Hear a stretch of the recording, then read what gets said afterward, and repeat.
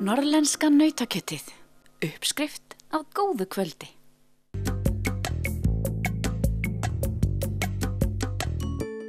Guðmundur Ingi Guðbrandsson, umhverfis- og auðlindaráðherra, kíkti á gamlar slóðir þegar hann heimsótti menntaskólann á Akureyri. Tilefnið var að afhenda skólanum grænfánan við hátíðlega athöfn. Grænfáninn alþjóðlegt umhverfisverndarverkefni sem að keyrt áfram í skólum í 67 löndum í heiminum. Þannig að þetta 15 milljónir nemenda á öllum skólastigum og 1 milljón kennara. Og í þessum verkefni þá það í rauninni verið að virkja nemendurna sjálfa til þess að takast á við umhverfismál í sínum eigin ranni og í sínu samfélagi. Þannig að það getur verið allt frá því að flokka sorp, draga úr losun gróðurhúsalofttegunda sem valda loftslagsbreytingum, hjóla í skólan, takast á við verkefni eins og landgræðslu eða skógrækt og þar fram eftir göttunum. Nú ert þú fyrrum nemandi við skólan og fyrrum formaður nemendafélagsins. Hvernig er tilfinningin að vera komin aftur? Það bara ótrúlega gaman að vera komin aftur, ég verð að segja það alveg svo Og svona svolítið nostalgía að labba aftur gamla skólan sinn eins og gengur. En ég var nú hérna reyndar í fyrra að fagna 20 ára stúdentsamali, þannig að ég í ágætri æfingu. Skynjar þú breytingu á vitund nemenda umhverfismál? Já, ég held að það hafi mjög mikið gerst á síðustu 20 árum. Nú opinbera ég aldur minn náttúrulega sem maður á aldrei að gera í viðtali, en það annað mál. Ég held að það hafi orðið mikil breyting og ég finn líka bara í þjóðfélaginu, í samfélaginu miklar breytingar sem að hafa orðið á síðustu árum.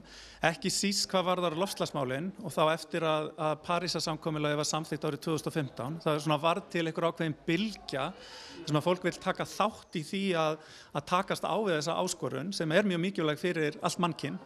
Og ég vil meina líka hvað varðar þjóðgarða og friðlýst svæði. Fólk farið að sjá meira svona efnahagslegu víddina í því að það efnahagsleg tækifæri og tækifæri fyrir dreifðu byggðir að vera með slík svæði í sínu nágrenni sem að laða að sér fólk og búa til störf og þjónustu á sama tíma og þú ert að vernda náttúruna sem það sem að ferðamennirnir að sækja í hérna og gull egg ferðaþjónustunnar. Hvert svo framhaldið fyrir skóla sem fengi hefur grænfánan?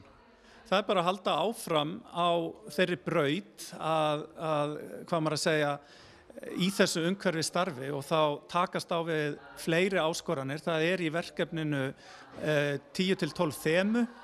Þannig að þú getur, eða skóli getur alltaf haldið áfram og tekið ný og ný þemu fyrir. Þannig að þetta endalaust starf og ég hvatti nemendur hér áðan og skoraði á þau að ræða umhverfismál, ræða það sem við getum kannski kallað umhverfispólitík og skiptast á skoðunum til þess að auka þekkingun og kannski ekki síst á loftslagsmálum sem að framtíðarmálið, að þekkja hvað þetta og hvað við getum gert. Hvað með kennarana? Eru þeir ennþá á sama staði eða? Sko, það var mjög gaman að sjá að margir af kennurunum mínu, þeir hérna ennþá, þannig að það ótrúlega skemmtilegt og notalegt einhvern veginn að ákveðnir hlutir bara breytast ekki. Hugsar þú umhverfismál? Já, það búið að vera mikil svona vitundavakning núna. Já, þannig að við flokkum og reynum að gera okkar besta. Hvað getum við gert sem einstaklingar í þágu umhverfismála? Flokka ruslið og vera ekki að henda út gluggann þegar við keyra eins og sumir til að gera, svona svipilegt. Nú ert þú að tína upp nammi hérna eftir öskudaginn. Eru nemendur duglegir að hjálpa til? Já, þeir standa sér vel strákarnir hérna núna. En annars hefur vanlega gengið mjög vel að ganga vel skólan og við fáum að hafa skólan opinn til 10 þar sem við erum bara sjálf. Þannig að það gengur mjög vel að halda honum snyrtilegum og svona. Hvað mætti gera betur? Kannski helst að fólk hendir svolítið mikið bara í almennrusli öllu. Það má kannski alveg taka svo í að flokka meira. Hugsar þú umhverfismál? Já, ég tel sjálfa mig vera frekar meðvitaðan þessi mál og reyna að hugsa sem mest þau í mínu daglega lífi allavega. Hvað getum við gert sem einstaklingar í þágu umhverfismála? Ég lít svo á að vandamálið mörguleyti því að kenna að maður hugsar oft sjálfan sig, þó að ég sjálfur flokki þessa einu skýrdollu, hvað mál það að fara að skipta í stóra samhenginu, en náttúrulega eins og með allt annað þá skiptir þetta það snýst það að margt smátt gerir eitt stórt. Tel ég og ég held að fólk verður bara að tileinka sér aðeins meira það hugafar og ég hef allavega reynt að gera það persónulega allavega.